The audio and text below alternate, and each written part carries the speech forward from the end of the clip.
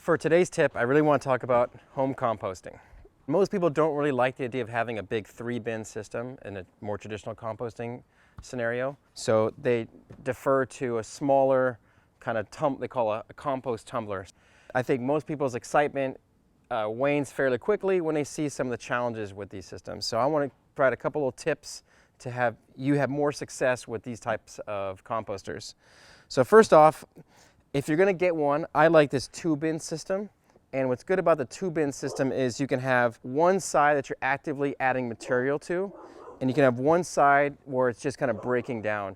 Because as the material gets closer to being finished and ready, you don't want to have to keep adding fresh material. So first off, when you come to see the compost bin, you always want to give it a good tumble first. And that way, before you open it up, you can get a kind of better, accurate representation of what's happening inside. So in a lot of cases, what I see with these bins is there's a little bit too much moisture.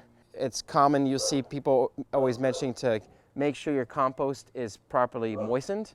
And so sometimes it gets overwatered, which is okay if that happens. So what I want to do is give you some tips on how you can avoid that from happening. So it's always good to kind of near your compost bin and kind of stage some materials. So when you're ready to feed whatever organic matter into your bin, you've kind of got them nearby. And so typically these systems, you're going to add a lot of food scraps. So sometimes the food scraps can get a little bit too wet. So one of the things you can kind of get in there and break it apart. And really good compost shouldn't smell too bad. So actually this bin is doing quite well because even though there's lots of food scraps, it's breaking down, almost no odor, but a little bit too much moisture. What can you do about it? Really the best way is to add dry material to help dilute the water content in there. And a great way to do that is with some dried leaves. And so keeping some leaves right next to the compost is a great way to do that. You don't want to just throw them in whole like this. What you want to do is you want to break them up like this. And all these dried leaves will just soak up that moisture.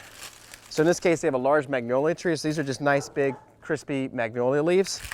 And I'm just going to break it up. Burn them up as much as you can. Once you've got it nice and mixed in, cover it, give it a little spin. That'll help to get those leaves kind of mixed in, will help it absorb even faster. Open it back up and you can kind of see how well it's sort of mixed in. If it looks like it still needs a little bit more, just break up some more leaves and just do the same steps again. And as you're doing that, it's good to kind of just break things up. Sometimes you get these big chunks of compost. This compost looks quite amazing. I mean, this compost just does not smell at all. So the less it smells, then that's how you know you have a really good, effective compost batch going. One thing to remember, if your compost smells, it's usually because it's gone anaerobic. And an important rule with composting is if it smells, add more carbon. And carbon being basically anything brown. So if it smells, add dry carbon, brown leaves, just like this. And if that's a one takeaway, then I hope that you learn from that. There's no flies, there's no bugs, but it's a little too much moisture. So adding just little leaves is a great way to just keep the compost happy.